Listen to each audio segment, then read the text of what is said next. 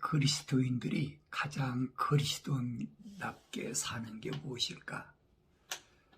그렇게 묻는다면 사람마다 의견이 분분하겠지요. 그러나 성경적으로 보면 얼마나 그 사람이 삶이 성경적인 삶이냐, 이것은 남녀노소 누구를 불문하고 똑같은 대답입니다. 왜 그러냐면 사람마다 자기가 다 옳다고 생각하기 때문에 기준이 분분하다는 거예요.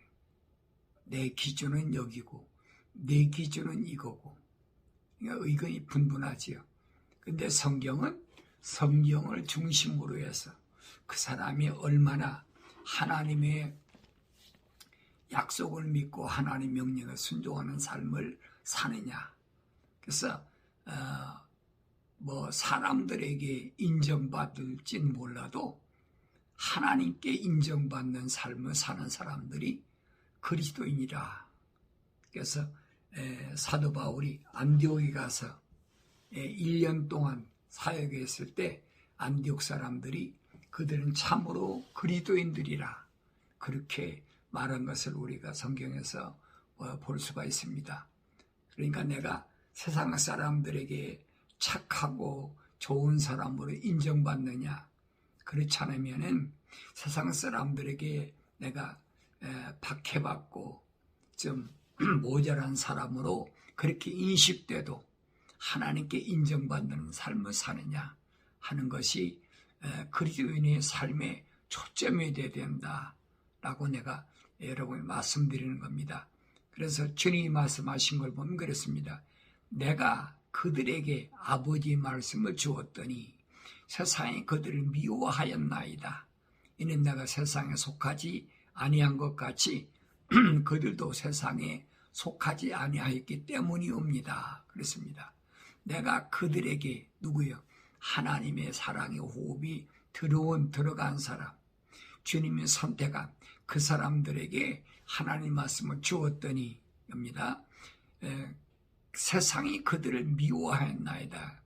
세상이 그 사람들을 착하고 좋은 사람으로 그렇게 인정하고 추앙한 것이 아니라 세상이 그들을 미워했다는 겁니다. 왜 그러냐? 이유가 뭐냐는 거예요. 주님이 내가 세상에 속하지 아니한 것 같이 그들도 세상에 속하지 아니하였기 때문이라. 이렇게 주님이 말씀하시는 거예요.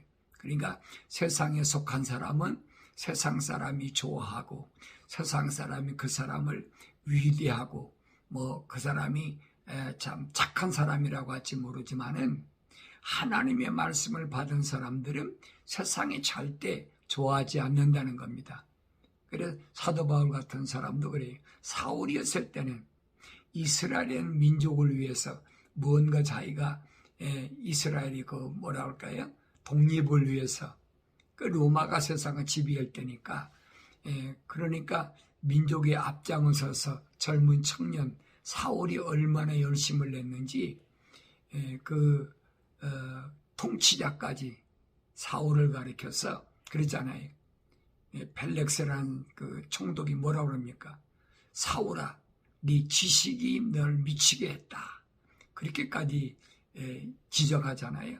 그러니까 사울이라는 사람이 그걸 보면은 총독이 알아줄 만큼, 통치자가 알아줄 만큼 그렇게 아주 이름을 떨쳤던 사람이라고 우리가 볼 수가 있습니다. 그런데 그가 부활하신 예수를 만나기 전에는 부르심을 받은 하나님의 교회를 핍박할 때는 그렇게 인정받았는데 부활하신 예수를 만나고 나서 그가 세상 말로 헷가닥 해버린 거죠. 예수밖에 모르요. 예수 그가 그리스도다. 우리가 핍박했던 십자가 못 박아 죽었던 그가 예수 그리스도라, 구세주라, 메시아라. 그러니 사람들이 얼마나 기가 막히겠습니까? 그러니까 바울을 얼마나 멸시하고 천대했는지 모릅니다. 그래서 세상에 속하지 아니한 사람은 세상에 미워한다는 거예요.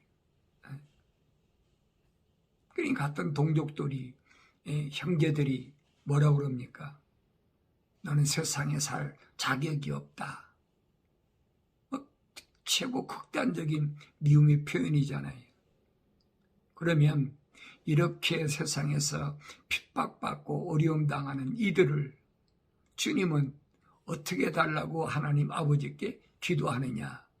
내가 기도하는 것은 아버지께서 그들을 세상에서 데려가시라는 것이 아니었고 그들을 악에서 보호해 주시라는 겁니다. 그렇게 핍박받고 고난받으니까 하나님 그들이 세상에 미움당하니까 데려가시옵소서. 그럴 수 있잖아요. 근데 주님은 아니. 뭐라고 말씀하십니까? 그들을 세상에서 데려가시라는 것이 아니었고 잘 아세요. 그러면 바꿔서 말하면 뭐예요? 세상에서 핍박과 환난과 박해를 견디어야 된다는 거예요. 그들을 악에서 보호해 주시라는 겁니다. 악에서 보호해달라는 건 무슨 말이? 그들이 육신을 보호해달라는 게 아니에요. 그들이 영혼이 거룩한 것을 잃지 않게 보호해달라는 거예요. 악에서 보호해달라는 말은 무슨 말이에요? 하나님의 약속을 믿지 못하고 하나님의 명령에 불순종하는 그 무리들에게서 거룩한 것을 잃지 않게 지켜달라는 겁니다. 그래서 주님 말씀하시니 내가 세상에 속하지 아니하는 것 같이 그들도 세상에 속하지 않사옵니다. 그래서 그들도 세상에 속하지 않으니까 핍박받을 게 당연하지. 그래서 예수님께서 제자들에게 마지막 부탁하신 게 뭐예요? 거룩한 곳 예루살렘을 떠나지 말라. 이게 얼마나 비장한 말씀인가 여러분 아셔야 돼요. 말로 그냥 예루살렘을 떠나지 말라고 그랬다고 그렇게 생각하면 안 돼요. 지금 굉장히 살벌할 때입니다. 이단이라고 그래가지고 이단 개수라고 그래가지고 유대인들이 앞장서서 예수를 잡아다가 빌라도에 넘겨줘가 로마 그 법정에다 넘겨줘가지고 십자가에 못 박아 죽은 거예요. 십자가 못 박아 죽였으니까 얼마나 살벌합니까 예루살렘이. 그런데 잠시 동안 예루살렘에서 떠나서 딴 데가 피해 있다가 오라고 해도 될 텐데 아니라는 거예요. 예루살렘을 떠나지 말라는 거예요. 주님 명령입니다, 여러분. 그 제자들이 얼마나 두렵겠어요. 근데 주님은 아니에요. 예루살렘을 떠나지 말라는 거예요. 언제까지? 아버지 약속하신 때까지. 몇 날이 못 돼요? 아버지께서 약속하신 성령이 너에게 임할 테니까 약속이잖아요. 예루살렘을 거룩한 곳을 떠나지 말아야 아버지 약속하신 성령이 임한다는 거예요. 반대로 말하면 예루살렘을 떠나면 하나님이 약속하신 성령을 받을 수 없다는 얘기지. 그러니까 얼마나 비장한 각오를 가지고 예루살렘을 떠나지 말아야 되는지를 주님이 말씀하시는 거예요. 그래서 부활하신 후에도 40일 동안이나 무한 말씀을 가지고 제자들을 훈련시키셨다 그랬어요. 그러니까 그렇게 특별히 훈련시키셔서 주님이 부탁하셨는데도 그들이 어때요? 두려우니까 환경을 주님께로부터 선택받았는데도 환경이 두려우니까 380명이 다 떠나버리고 나머지는 120명밖에 안 남았다. 절반도 안 되지요. 약간 한 3분의 1 정도밖에 더 되겠어요. 그러니까 주님이 왜 그러셨는지를 우리가 알아야 되죠. 그래서 우리는 날마다 성경을 기도하면서 올바로 읽지 않으면 내가 올바른 그리스도인으로서 무엇이 잘못되었는지 알지 못한다는 거예요. 사탄 마귀는 환경을 통해서 내가 그렇게 날마다 기도하며 성경 읽지 못할 때 환경을 통해서 접근하고 침투해 온다는 거예요. 편안할 때야 누구는 못합니까? 그렇잖아요. 편안할 때 예수 믿는 거 누군 못 믿습니까? 부자고 뭐 배부르고 등 따뜻하고 배부르고 뭐 입을 거 다 입고 자기 필요한 거 다 있으면 누가 예수 못 믿을 사람이 어디 있어요? 그런데 그걸 기화로 해서 속인다 이 말이에요. 예수 이름으로 기도하면 너 가난한 것도 부자로 바꿔주고, 예수 이름으로 기도하면 너 병든 것도 고쳐주고, 예수 이름으로 기도하면 내 자녀도 공부도 잘하게 되고, 가머니설로 계속 속이는 거예요. 그럴듯하잖아요. 그러니까 그런 말로 미혹해서 끌어들이는 거예요. 그러니까 성경은 아니거든요. 주님 말씀하신 거 보세요. 뭐라고 그랬나? 세상에 속하지 아니했다는 거예요. 이게 주님이 하신 말씀들을 보면 그렇잖아요. 그래서 제가 말씀드리는 게 그겁니다. 철학에서 가르쳐주는 또 그 과학에서 말하고 있는 이런 단어들을 혼돈하지 말아야 된다는 거예요. 올바로 깨달아야 된다. 그래서 철학에서 말하는 복이라는 단어는 개념 자체가 내가 원하는 대로, 내가 요구하는 대로 풍성하게 뭔가 이루어졌을 때, 나는 복받은 사람이다 라고 생각하는데, 성경은 아니라는 거예요. 성경은 무엇이 복이냐? 하나님께서 나를 간섭하신다. 구체적으로 간섭하시는 거예요. 네 생각이 어떤지, 네 마음이 어떤지, 네 삶의 가치관이 어떤지 사람은 알 수 있나요? 모르지요. 멀쩡하게 생겼는데 저 사람은 목사고 장로고 뭐 집사고 그러니까 오죽 뭐 거룩하랴. 얼마든지 거짓말로 할 수 있어요. 하나님은 아시잖아요. 사람은 속여도 하나님 못 속여요. 왜? 그분이 창조하신 창조주 하나님이니까. 그러니까 성경은 나한테 뭐라고 그러냐? 사람들에게 옳게 보이는 건 있지만은 그 끝은 죽음이라는 거예요. 멸망이라는 거예요. 그래서 철학이라는 단어는 곧 뭐냐? 내가 막 기도하면 응답받아서 내가 뭐 어떻게 되고 그런 걸 얘기하고 있잖아요. 그 세상 종교가 하는 얘기예요. 그러나 성경은 아니에요. 성경은 뭡니까? 아무리 어려운 시련이 있고 환난이 있어도 내가 하나님의 약속을 얼마나 믿나, 하나님 명령에 얼마나 순종하나, 그걸 보신다는 거예요. 성경 전체가 그 얘기입니다. 여러분, 가난하고 세상에서 박해받고 천대받는다면 누가 그걸 원하겠습니까? 그 원할 사람이 어디 있어요? 그럼 그걸 원한다고 그러면 뭐예요? 그거 미쳤어. 정신 나갔어. 제정신이 아니야. 뭐 별소리 다 하겠지요. 그러나 성경을 보라고요. 부자 청년이 찾아왔을 때 왜 주님께서 그래 내가 영생을 얻으려고 그게 삶의 목적이면, 내가 날 찾아온 목적이면 너 가진 거, 너 부자인 거 내가 다 알고 있어. 가진 거 다 나눠주고 날 따라와. 부자 보고 가진 거 다 주고 오라는데 반대로 얘기했잖아요. 예수 이름으로 기도하면 가난한 사람이 부자 되고 병든 사람이 치료 안 받고. 뭐 거짓말이잖아요. 그래서 부르심을 받고 택하심을 받은 교회들의 삶은 어떤 것이냐? 오직 거룩이다. 세상과 구별됐다, 나눠졌다는, 세상과 같지 않다는 거예요. 이론적으로야 이 거룩이라고 얼마든지 외치지요. 거룩하고 얼마나 외칩니까? 근데 속은 아니거든요. 속은 아주 시커멓거든요. 더럽고 추함에 가득하거든요. 바울 사도는 뭐냐면 탐심은 우상 숭배라. 보는 것마다 탐내고 듣는 것마다 탐욕스럽고 그러면서 거룩을 입으로는 외친다 이 말이에요. 그게 뭐냐? 빛의 천사로 가장하는 사탄 마귀.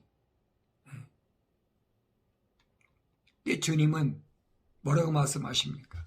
내가 지고 가야 십자가를 범사에 감사함으로 기쁘게 받는 그것이 얼마나 어려운 일인지. 그렇지만 넌 내 십자가를 지고 날 따라오라고 주님 말씀하시잖아요. 주님이 내 십자가 다 지셨으니까 나는 십자가 질 필요 없다.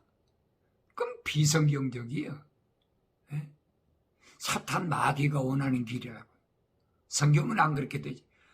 주님이 분명히 말씀하시잖아요. 내가 날 따라오려거든. 뭐 안 따라오라면 모르지만 내가 정말로 날 따라오려거든 이 말입니다. 내가 지고 가야 십자가는 내가 지고라는 거예요. 그런데 주님이 십자가 못 박아 죽으심으로 물과 피를 다 쏟으시고 그 십자가 보혈로 말미암아 내 죄를 사했다고 그래서 내가 네 십자가를 안 집니까? 그건 거짓말이잖아요. 그게 비성경적이잖아요. 그래서 내가 말씀드리는 거예요. 무엇이 성경적이고 무엇이 주의 뜻인가 하는 것을 하나님 말씀을 날마다 읽어야 알지. 일주일에 한두 번 가서 삐 남들이 하는 얘기 듣고 와가지고 할렐루야 아멘 그런다고 해서 그게 주님 가신 따라가는 길입니까? 아니란 얘기예요. 남들이 볼 때 할렐루야 아멘 안 해도 남들이 볼 때 밥 갖다 놓고 머리 쳐갖고 그런 가식적인 기도 안 해도 바울이 말한 것처럼 내 마음으로 찬송하고 마음으로 기도해. 왜? 쉬지 말고 기도해야 되니까. 그 주님도 말씀하시잖아요.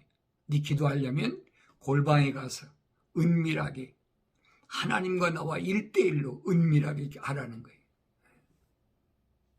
주님께서 말씀하신 걸 보면 의로 인하여 박해를 받는 자들은 복이 있나니 천국이 그들이 것임이라. 의로 인하여 박해를 받는 자들 복이 있다. 의가 뭐예요? 옳을 의잖아요. 옳은 것이 뭐냐? 세상에서 옳은 것과 하나님 말씀에서 옳은 것과는 정반대예요. 세상에서 옳은 것은 세상 법에 따라서 윤리와 도덕적으로 하나가 없을 때 옳다고 하지만은 하나님 말씀에서는 무엇으로 옳다고 그러냐? 하나님의 약속을 믿고 하나님의 명령에 절대 순종하는 자, 어떤 환경 가운데서도 절대 순종하는 자, 그 사람이 옳다는 거예요. 그래서 의로 인하여 박해를 받는 자들은 그랬어요. 의를 행하는데 왜 박해를 받습니까? 윤리와 도덕적으로 하자가 없는데, 세상에 법적으로 하자가 없는데, 흔히들 그러잖아요. 로마에 가면 로마의 법을 따르라. 우리는 어때요, 여러분? 세상에 왔으니까 어떡합니까? 세상법을 따르는데 뭐가 먼저예요? 주님 말씀하시잖아요. 먼저 하나님 나라와 그 일을 구하라. 그치? 먼저. 그렇다고 세상법을 어기라는 게 아니에요. 바울 사도도 말하잖아요. 로마 13장에서 뭐라고 그럽니까? 우리가 세상에 있는 동안은 세상에서 수입을 얻었으니까 관세를 날 적에 관세 내고 또 국세를 할 적에 국세를 내고 절대 정치하는 사람들에게 가담하지 말아라. 베드로는 뭐라고 그럽니까? 정권 자모자를 무너뜨리려고 하는 사람들은 악한 짐승과 같은 자들이다. 이들은 멸망하기로 작정된 자들이다. 얼마나 정확히 지적해줍니까? 왜 그러냐? 그 이유를 알아야 된다 이 말이에요. 그래서 의로 인하여 박해를 받는 자들은 누가 간섭하셔? 하나님 간섭하셔. 복이 있나니 하나님 간섭하세요. 뭐라고 어떻게 간섭하십니까? 거룩에서 떠나지 않도록 간섭해 주시는 거예요. 그러면서 그 사람에게는 무엇이? 천국이 그들이 것임이라. 얼마나 확실해요. 하나님의 약속을 믿고 명령에 순종하는 것처럼 이 세상을 사는 동안에 어려운 일이 없어요. 그러나 주님께서 제자들에게 부탁하신 것처럼 거룩한 예루살렘은 떠나지 말아라. 힘든 거 알지요? 예수님 이거 모르시겠습니까? 3년 동안 세상에 계실 때 얼마나 박해를 받았는데 얼마나 제자들이 위험에 처할 것 알고 계신데 그런데도 예수님은 예루살렘을 떠나지 말라는 겁니다. 우리가 그 이스라엘 역사를 보면 이스라엘 그 역사의 제일 그 위대한 왕을 누구? 다윗이라고 그랬잖아요. 그래서 예수님을 다윗의 자손이라 그랬잖아요. 다윗이라는 사람 보세요. 기름 부음 받고 나니까 다윗에게 엄청난 박해가 오기 시작하잖아요. 기름 부음 받기 전이야 다윗이 그런 당할 이유가 없지요. 기름 부음 받고 나서 그 엄청난 골리앗을 때려 죽이고 나니까 백성들이 추앙이 얼마나 엄청납니까? 그러니까 그것 때문에 시기하고 질투가 끊임없는 거예요. 누구로부터? 집권자로부터. 그렇다고 다윗이 사울을 죽일 수 있는 기회가 없었습니까? 2번이나 있었어요. 아무도 없는 굴 속에 다윗이 잠자고 사울이 잠자고 있는데 칼로 뻑 찌르면 죽잖아요. 그런데도 하나님께서 명령하신 건 뭐냐? 하나님께로부터 제사장으로부터 기름 부음 받는 자는 절대 손대지 말아라. 왜 2번씩이나 사울왕을 죽일 수 있는 기회를 다윗은 포기하고 오히려 핍박받고 도망다니고 다윗의 일생을 보세요. 얼마나 엄청난가. 이웃나라로 도망가가지고 이웃나라에서 또 전쟁이 일어나면 돌아서 역적이 될지 모르니까 다윗을 죽여야 된다고 그러니까 다윗이 미친 짓을 해가면서 그 죽음을 모면하잖아요. 그러니까 이런 일들이 오늘 나한테 뭘 말씀하시는지를 잘 내가 깨달아야 된다는 얘기예요. 결코 하나님의 사랑의 호흡으로 지음받고 하나님 말씀 듣고 책망받아서 회개하여 하나님의 약속 성령을 받은 사람은 절대 세상에서 인정받지 못합니다. 세상 사람들이 좋아하지 않아요. 막 겉으로야 뭐 좋아하는 척하겠지요. 부모, 형제, 친척 마찬가지예요. 친구 누구든지 마찬가지. 내가 세상에 속한 있을 때는 그저 못 따라다니면서 교제도 하고 뭣도 하고 별거 다 하지. 그런 게 아니에요. 내가 하나님 말씀대로 살려고 하면 벌써 돌려놓거든요. 예수님 말씀하신 게 그겁니다. 나로 인하여 사람들이 너희를 욕하고 박해하고 거짓으로 꾸며 가진 악한 말로 너희를 거슬러 말할 때에 너희에게 복이 있나니. 나로 인하여 사람들이 너희를 욕하고 박해하고 거짓을 꾸며가지고 없는 것도 있는 것처럼 누명 씌워가지고 그 다음에 악한 말 너희를 거슬러 말할 때에 거의 악한 말이 뭐라고 그랬어요? 하나님의 약속은 그렇더라도 하나님 명령은 그렇더라도 우선 살고 봐야 될 거 아니야. 그게 남유다가 망할 때 모습이잖아요. 에리야 선지자가 그렇게 말해도 안 듣잖아요. 오히려 거짓 선지자들이 뭐라고 합니까? 언제 하나님께서 너에게 그런 말씀하셨느냐? 그러니까 에리야 선지자를 그냥 구박하고 때리고 그것도 모자라서 웅덩이다가 우물에다가 다 빠뜨리고 별짓 다 하잖아요. 그런데 요한계시록에 보면은 약속하신 게 있어요. 무슨 약속이냐? 빌라델피아 교회에게 형제의 사랑이 가득한 교회에게 약속하신 건 뭐냐? 내가 그 어려울 때에 하나님 말씀과 내 이름을 부인하지 않고 참고 견딘 것 내가 다 알고 있다는 거예요. 그렇기 때문에 마지막 때 세상 온 세상을 시험할 때 알고가 쭉정으로 가릴 때 그때 내가 너를 지켜주겠다는 거예요. 얼마나 확실하고 얼마나 아름다운 약속이 얼마나 거룩한 약속이 분명히 약속이 있잖아요. 그러면서 주님이 하신 말씀이 기뻐하고 크게 즐거워하라. 이는 하늘에서 너희 상이 큼이라. 너희 앞서 있던 선지자들도 그들이 이같이 박해하였느니라. 구약의 선지자들 보세요. 북이스라엘도 마찬가지잖아요. 아모스 선지자가 네 아수르한테 망한다. 정신 차려라. 우상 섬기지 마라. 그렇게 말해도 듣습니까? 안 듣잖아요. 그러니까 아수르한테 멸망한다고 그 예언했다고 그래가지고 제사장들이 이스라엘 왕에게 고해 바쳐가지고 역적으로 몰려서 죽게 생겼으니까 제사장이 뭐라 합니까? 야, 나 빨리 남유다로 도망가라. 어느 시대나 박해 안 받은 선지자가 없어요. 근데 예수님이 내가 내 이름으로 세상에서 부자 되고 세상 권력자에게 인정받고 그렇게 하라고 하시겠습니까? 사도 바울은 그러잖아요. 우리가 현재 받는 고통은 장차 우리가 받을 상급에 비교하면 아무것도 아니다. 미래에 하나님이 약속하신 상급을 보라는 거예요. 얼마나 엄청난가. 그 요한계시록가 뭐라 합니까? 목배임을 당해 순교한 자는 주님이 뭐라고 약속하셨잖아요.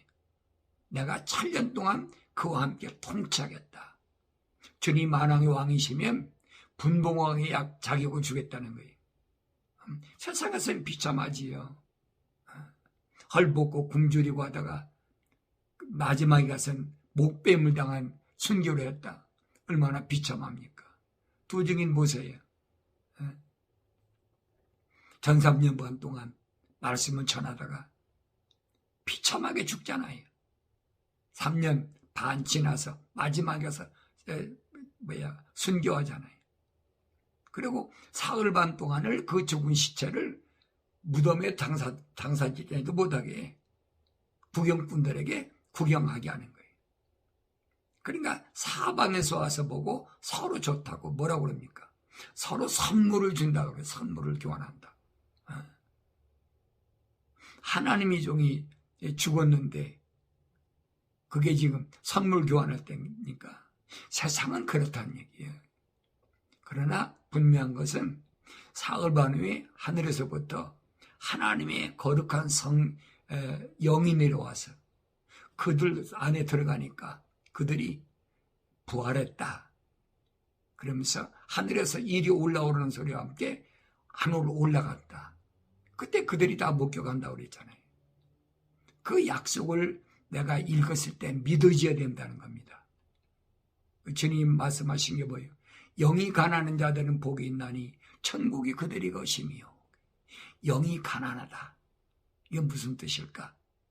영이 가난하다는 말은 영적으로 이제 처음에 성령 받아서 하나님의 사랑의 호흡으로 창조된 자가 하나님의 말씀을 통해서 책망을 받고 회개해서 하나님이 약속하신 대로 성령 받았을 때 이게 어리잖아요.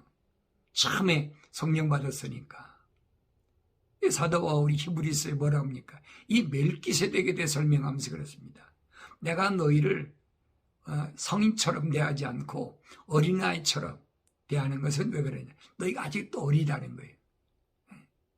신앙의 연조로 봐서는 너희들이 지금은 선생이 됐을 만한데 아직도 어리다는 거예요. 그러니까 내가 멜기세덱에 대해서 차세대되게 설명할 수가 없다는 거예요. 왜? 신령한 세계니까. 영적인 것은 영적인 세계는 성령을 받아야 알아들을 수 있다는 거지. 다른 세계인데 얘기하면 알아듣겠습니까? 그러면서 애통하는 자들은 복이 있나니 그들이 위로를 받을 것임이라. 애통하는 자. 내가 깨닫지 못했을 때 잘못 살아왔던 것, 내가 박해했던 것, 내가 핍박했던 것, 이런 것들을 통회하고 자복하면 그 사람에게 복이 있다는 거예요. 왜? 돌아섰으니까. 내가 모르고 지난 이런 것들을 주님은 덮어주신다는 거예요. 복이 있는데 그들이 뭐예요? 땅을 유업으로 받을 것이라. 땅에서 절대 하나님께서 뭘 먹을까 입을까 마실까 그거 염려하지 않게 하시겠다는 거예요. 의에 굶주리고 목마른 자들이 복이 있나니 그들이 배부를 것이요. 그랬죠? 분명 주님이 약속하시잖아요. 무엇을 먹을까 입을까 마실까 걱정하지 마라. 먼저 하나님 나라와 그 일을 구하면 하나님께서 하늘에 계신 아버지께서 내가 이 땅에 사는 동안에 먹고 입고 마시고 내가 필요한 것 그때그때 하나님께서 책임져 주신다는 거예요. 그러니까 어떤 어려움이 있더라도 어떤 위험이 온다 할지라도 두려워하지 말고 먼저 하나님의 약속을 믿고 하나님 명령에 순종하는 삶을 살으라고 그렇게 주님이 말씀하십니다. 그 다음에 자비로운 자들은 복이 있나니 그들이 자비를 얻을 것입니다. 자비로운 자 뭐야? 남을 용서해 주는 자. 나를 박해하고 욕하고 나에게 손가락질하고 나에게 손해 끼치고 그런 사람 얼마나 많아요. 그 세상적인 거지요. 그런 사람들을 용서하라는 거예요. 자비하라는 거예요. 그런 사람들은 하나님께서 간섭하신다는 거예요. 그러면서 그런 사람들은 자비를 얻는다. 하나님께로부터 용서를 받는다. 이게 세상에 묶이지 않는 거지. 너 옛날에 나한테 그랬잖아. 너 옛날에 나한테 돈 얼매 도둑질했잖아. 너 옛날에 나한테 이렇게 애떡했잖아. 그거 다 용서하라는 거예요. 하나님 말씀하시잖아요. 천사를 통해서. 네 원수 갚는 것은 내게 있으니까 걱정하지 말라는 거예요. 북이스라엘의 남유다에게도 마찬가지잖아요. 너희들이 북이스라엘이 아스루에 포로 잡혀가는 것, 남유다가 바벨론 포로 잡혀가는 것, 그들이 잘못해서 그런 게 아니라는 거예요. 네 자신들이 하나님이 그렇게 금기하신 우상 섬기고 그러므로 하나님께서 그들을 들어 쓰신 거니까 그들을 미워하지 말라는 거예요. 그래 여러분 남유다 가운데서도 포로 잡혀갔던 다니엘이나 사드락이나 메삭이나 아벳느고 보세요. 대항했습니까? 안 하잖아요. 그러니까 이런 것들이 오늘 나한테 구약 역사를 통해서 뭘 말씀해 주고 있는지를 분명히 알아야 된다. 언제나 우리는 한 가지 거룩해야 된다는 것을 잊지 말아야 됩니다. 우리 주님께서 빛으로 세상에 탄생하셨을 때 하나님께서 그 다음에 보니까 뭐예요? 창세기 1장 6절에 보니까 하나님께서 말씀하신 물들 가운데 창공이 있으라. 창공으로 물들에서 물들을 나누게 하라 하십니다. 물, 생명의 근원인 물이 있어야 모든 생명이 시작되잖아요. 그러니까 하나님께서 물이 있으라고 말씀하셨는데 그 물이 창공 위의 물과 창공 아래 물 하나님 나누셨다는 거예요. 그래서 하나님께서 창공을 만드시고 창공 위에 있는 물들에서 창공 아래에 있는 물들을 나누시니 그대로 되니라 그랬어요. 그럼 하늘 위의 물과 아래 물 뭘까 하는 겁니다. 오늘 우리가 하나님의 말씀을 물이라고 그렇게 인식하고 있죠. 그것도 약속하셨으니까. 사도 바울도 그랬잖아요. 말씀이 은 물로 씻으라. 그랬어요. 날마다 말씀이 은 물로 씻으라. 제사장들도 성소에 들어가기 전에 마지막 관문이 뭐예요? 물에다가 손발을 씻어야 돼요. 근데 그 물이 뭐냐는 거예요. 그 물이 보니까 하늘에 있는 궁창 위에 있는 물과 궁창 아래 물이 있다는 거예요. 이 원리를 아셔야 돼요. 궁창 위의 물. 그래서 하나님이 창공을 만드셨다. 하늘을 만드셨다는 거예요. 그래서 사도 바울이 말하잖아요. 3층 천이다. 하늘들이다. 1층 천, 2층 천, 3층 천.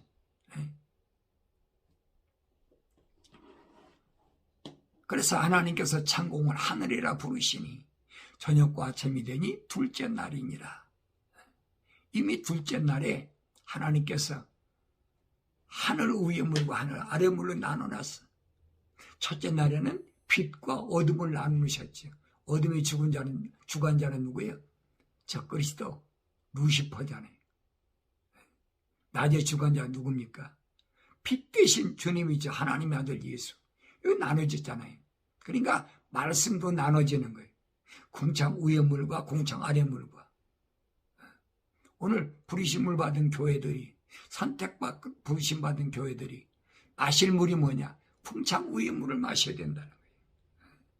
궁창 아래 물은 사탄 마귀가 말하는 뭡니까? 세상의 지식이잖아요. 철학이나 과학이나 그 말쟁이들이 말할 때 보세요. 얼마나 그럴다게 달콤하게 하나. 거기 속지 말라는 얘기. 이 뜻을 알면 궁창 위의 물과 아래 물을 알면은 혼돈하지 않지요.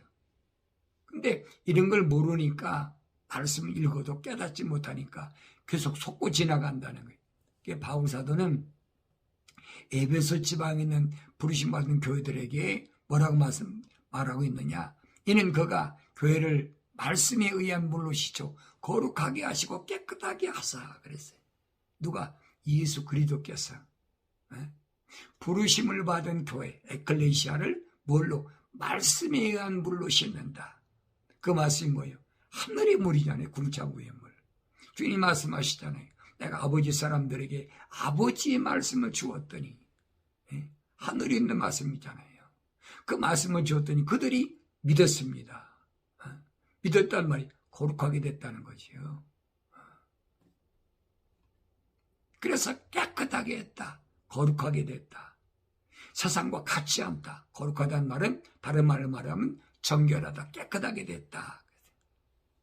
자기 앞에 영광스러운 교회로 나타내서 점이나 주름진 것이나 또는 그러한 것들이 없이 거룩하고 흠없게 하심이니라. 나눠놨어. 뭐 하려고? 자기 앞에 영광스러운 교회로 나타내기 위해서. 주님이 부르셨으니까, 주님이 세우셨으니까. 점이나 주름진 것이나 또는 그러한 것들이 없이 거룩하고 흠없게 하시려고. 이 제자들이 아니게 점과 흠이 없어야 된다. 그러려면 어떻게? 날마다 말씀의 물로 씻어야지.